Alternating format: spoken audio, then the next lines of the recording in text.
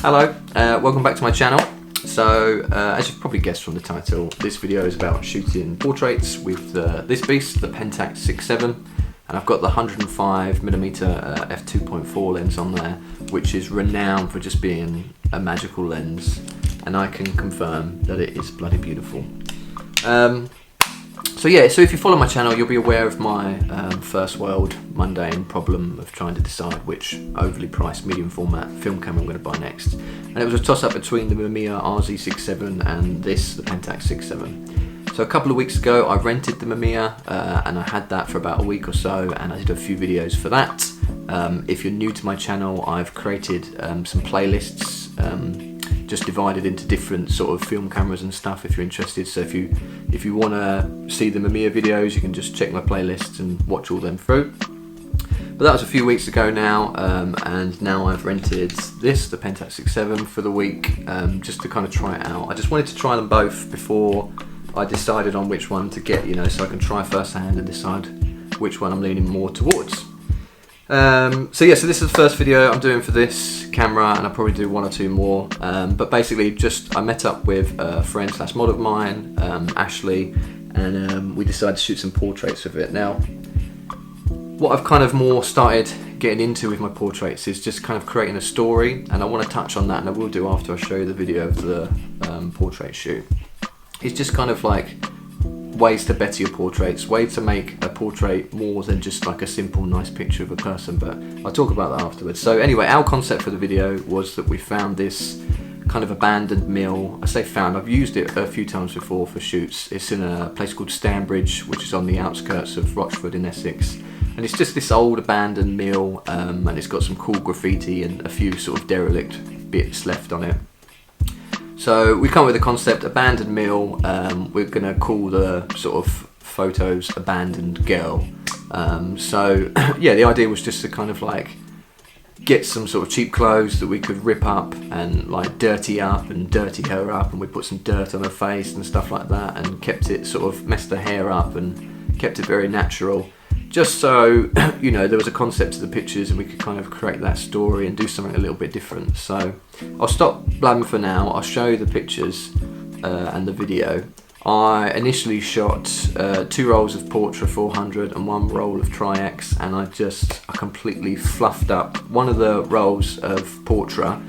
There was an issue with development. I don't know, I had loads of spots on the film. I don't know whether the temperature was too hot or I didn't clean the tank enough after I developed the first roll. I don't know, it just went tits up. And then the black and white for some reason just didn't develop at all. I shot it at the Tri-X 400, I shot it at 800 and I developed as normal, which I've done before, but for some reason this roll just didn't develop at all. So I wasted 2 rolls and I was proper bummed out about it. I almost didn't do this video at all. I almost just scrapped it because I only actually, out of 3 rolls of film, I only actually managed to get like 12 photos out of it, which was crap. But nonetheless, I pieced this little video together, so I'll show you that now and then I'll come back and we'll chat afterwards. Just think about it right now. Everything's okay. No matter where you find yourself, no matter what kind of stuff is going on in your life, underneath it all, everything's actually alright. You're okay. You have more power than you might be giving yourself credit for. And if you have something that's going on in your life right now that's challenging or painful,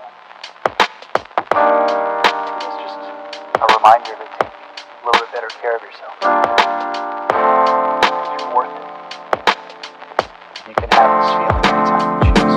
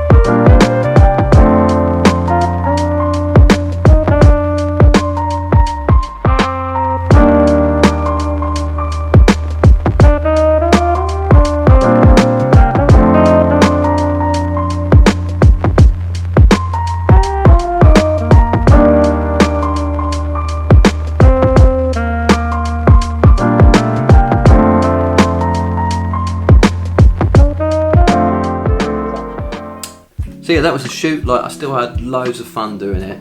I shot 3 rolls and only managed to get like 12 photos out of it. But it was still fun. It was, it wasn't exactly a waste of a couple of hours. It was certainly a waste of film, but we still got some good pictures out of it.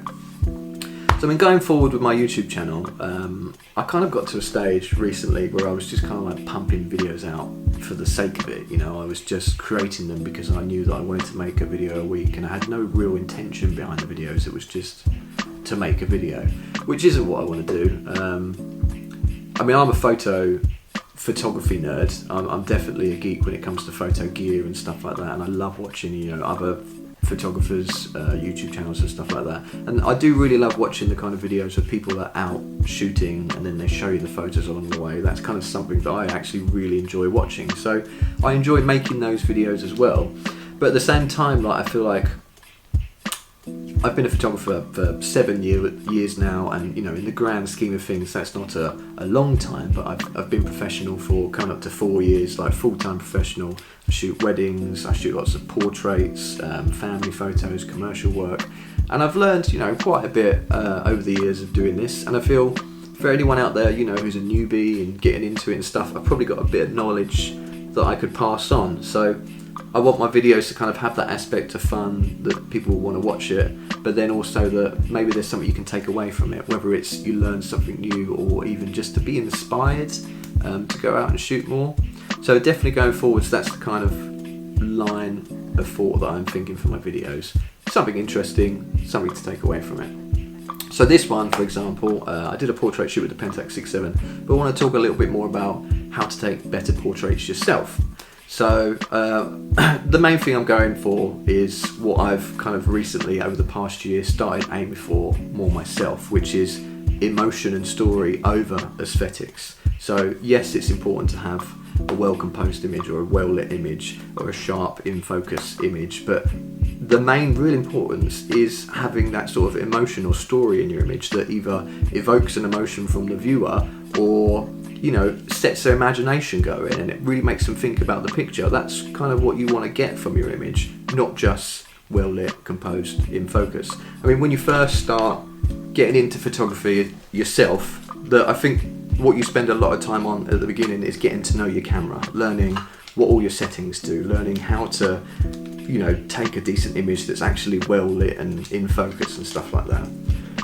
But then once you get kind of past that point, you start to think more about composition, and obviously, rule of thirds, golden ratio, stuff like that. There's all these sort of rules to composing an image, and once you learn them kind of inside out, you actually learn it's completely acceptable to break them as well, but you do kind of have to get to that point where you understand them before you can break them. And then lighting as well, whether it's like artificial studio lighting, like constant lights or strobe lights, flash, and even just natural light. There's so much to learn with just natural light, whether it's like direct light or indirect, forward facing light, backlight, cave lighting. There's so many kind of things that you can do just with the sun that there's a lot to learn. But once you get to that stage where you understand everything, well, this is what's happened with me anyway, you start to more think about, actually, it doesn't matter so much as long as you've got something interesting to show, whether you can evoke an emotion. If you're taking you can have a well-lit, well-composed, pin-sharp photo of, a gate or an apple on the floor, and it's still just a picture of an apple on the floor, do you know what I mean? But you can have an out of focus, dark,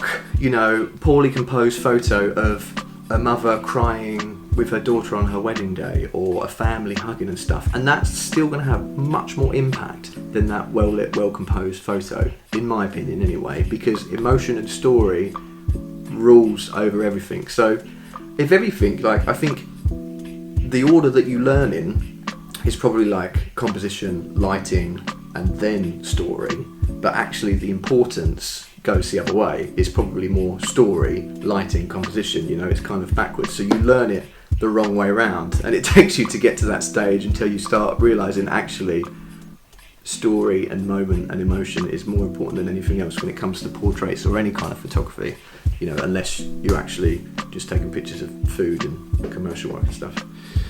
So yeah, so obviously with that shoot, what I tried to do was create a bit of a story to give you an idea of what I was talking about.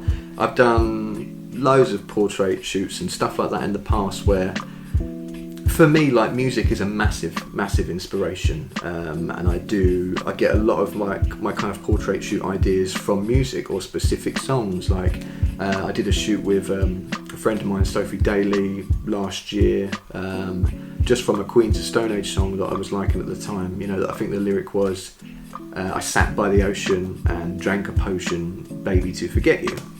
Which was like, that lyric just stuck with me, and I wanted to do a shoot of, you know, her being kind of like almost drunk by the sea, you know, thinking about a lost lover and stuff like that. And, you know, this is the picture we ended up coming up with, and there was a few other pictures from the shoot, but this was like, that photo was kind of the goal that I had in my head, achieving something like that. So whatever you can take to inspire you to come up with things, we'll be creating like mood boards and stuff. But you should always, before you start thinking about styling, makeup, location, lighting and stuff like that, I think it's important to always, in your mind, come up with a story first, what you're trying to portray. There's a great photographer I've been following recently on Instagram, and I think his name's Rabbits Analog, and he's from Poland, but he's so good at telling stories. He's a film shooter, shoots with a lot of expired film and stuff like that, but his images are just so cinematic. So if you're looking for kind of an idea of what I'm talking about, like, check him out for sure. Definitely give him a follow. It's really good work, and he'll just, you know, kind of like create an image and just give it like a little title like Sleepwalker or something like that, and it just, your imagination can just run wild with an image like that. And it's kind of what you want to achieve with every kind of, you know, if you're taking pictures of people especially, emotion and story over everything else. That's kind of what you should be aiming for. I've done tests in the past where I've shared pictures, you know, in various Facebook groups and forums and stuff like that, and I'll share like two photos, like one photo that's just like a nice, well lit, well composed portrait of someone, and one that's got some sort of element to it with like a prop or a story, or, you know, it's someone sitting in a car or with a prop or something's going on that changes it and makes it more interesting and captures your imagination. And hands down, every time that picture with a story element gets 10 times more likes than just the well-lit portrait. Yes, it's nice to look at pictures of nice people, and they're relatively easy to take, and, you know, people like that stuff. But for me, and I think for a lot of photographers out there, you should be aiming for that story element to your work. But yeah, I've probably rabbled on enough. But like I say, this is kind of the format that I want to kind of do with my videos going forwards. A little bit of something fun, a little bit of something educational, or hopefully to inspire you. So yeah, so I've still got the Pentax 6.7 for the rest of the week. I am planning to hopefully get out, and there's a few skate parks near us, and I've got some Lomo 100. It's been really hot recently, like super sunny, super warm. But I've never shot with any lomography film before, and I've got 3 rolls of Lomo 100, so I'm going to take that out, maybe go to some skate parks and stuff and see if any skaters will let me take their portraits, maybe do even like a little sort of short skate videos and stuff and film it, but hopefully I'll get that done soon as well. But yeah, thanks for watching, and I'll hopefully see you in the next video.